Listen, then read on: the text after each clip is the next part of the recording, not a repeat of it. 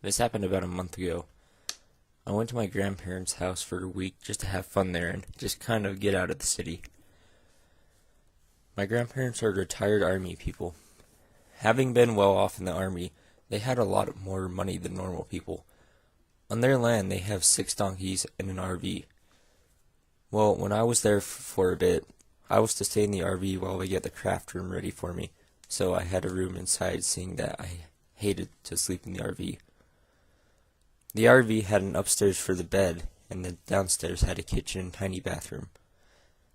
This RV moved every time you moved a little bit, and you could hear people when they walked across the floor. The door had a lock that could easily be broken with enough force. The first night I stayed in it, I was fine. I had the door locked and kept the blinds shut as well as all the windows. Every now and then, the donkeys would come up and rub the RV, making it move, so I'd have to get up and stomp around, making them leave. The next night, though, the cops were called out. So that night, I went to bed late. Having already locked the door and putting the cat to sleep, I laid there quietly, only having the cat meow sometimes, and the donkeys making donkey noises. It was a little later, after 12 a.m., when I heard someone or something climbing up the ladder to the roof. I laid there watching the roof in horror. I played it was just an animal, but I was wrong. I heard someone slowly walking across the roof and then stopping when they reached just above the door. I waited for anything else to be done. Then I heard a man's voice singing softly, just barely able to be heard.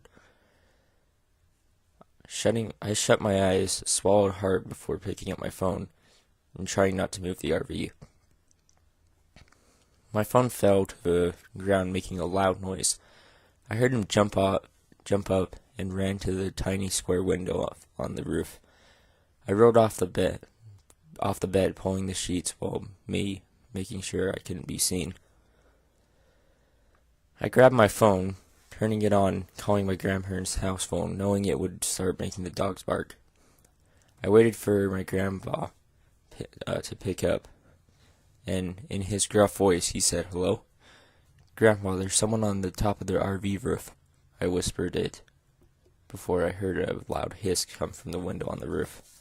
It wasn't hard to open. I hung up on my grandpa, staying quiet as I heard the sound of my grandpa's front door being opened violently, and a shotgun went off, hitting the guy and making him slump over the window. I let out a scream and called 911. They were there in about 20 minutes. The guy was taken away.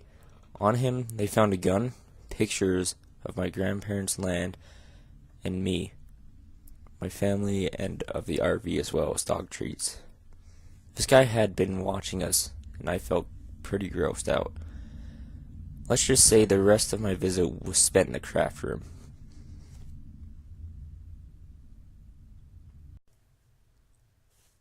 About a year ago, my parents and I were offered to stay a week in a friend's cottage in northern Michigan. Of course, we accepted the offer and picked up our things and brought our Great Dane with us. About 5 days into the stay, my parents went a few towns away to hit some bars and have fun. I didn't mind, because I like being alone a lot of the time. At about 12:30, my parents weren't home yet, and my dog was still flipping out. He was running all over the house, growling and barking. Naturally, I'm scared shitless. I grabbed my pocket knife and barricaded the bedroom door. For about 10 minutes, my dog continues barking. When my dog stops barking, I get a call from my parents. They say they're too drunk to drive home, and they're going to stay at a motel nearby. I don't get a minute of sleep that night, and when I decided it's safe enough to get up, I noticed something that chilled me to the bone. The screens to my bedroom window were cut. I burst out of my room and see that the screen on every window in the cottage is cut. What I think happened is that some creep decided to try to break into a cottage through the doors. Originally, since I'm careful about security, I made sure those were locked. After the creep was unsuccessful with the doors, he cut the screens and he tried to get through the windows. It had been a hot night that night, so before my parents left, they turned the AC on, and I locked the windows. I assumed that he made some sort of noise that woke my dog up, causing my dog to freak out. Then the creep must have left. I called my parents and then called the cops.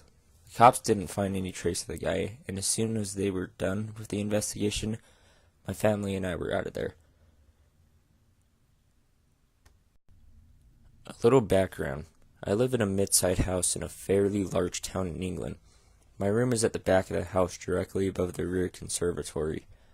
We never get much noise except the sounds of cars from a nearby road, and late at night it's silent due to the positioning of our house. That made what happened in the following days extremely confusing and terrifying. I was awake late on a Saturday, business as normal. I'm a terrible sleeper and don't get sleep all that often before 2:30. I'm sitting as normal, browsing through various sites to pass time.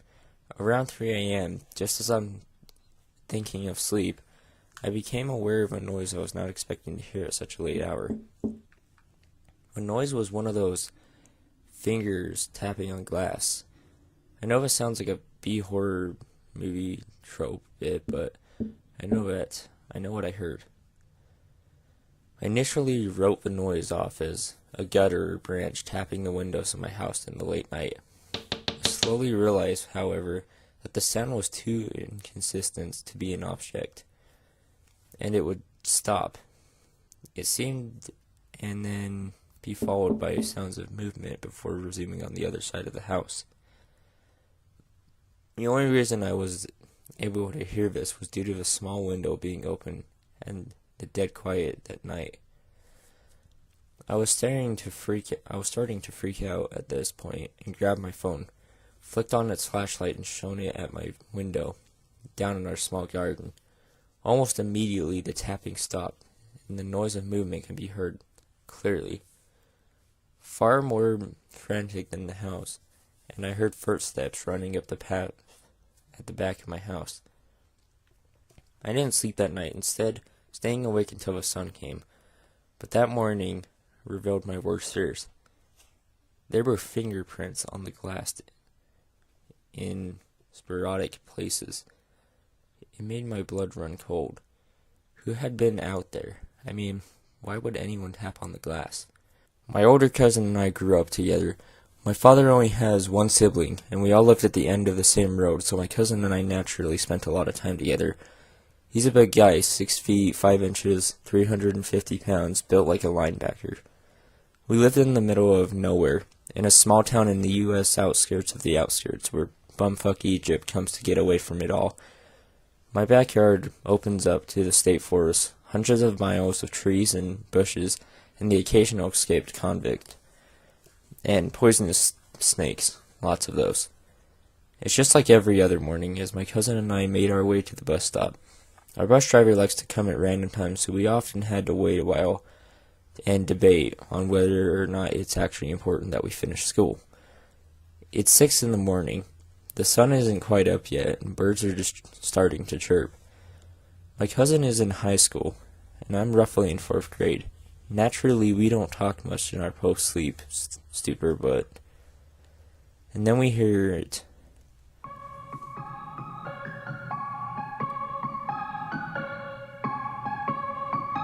I look at my cousin.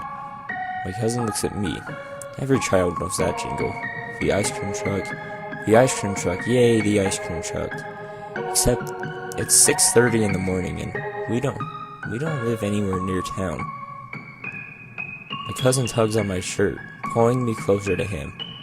The hand is bigger than my shoulder, and he does not let me move from his side. We're looking around, eyeing the trees, wondering how the hell an ice cream truck got all the way out here. Our town didn't even have an ice cream truck back then.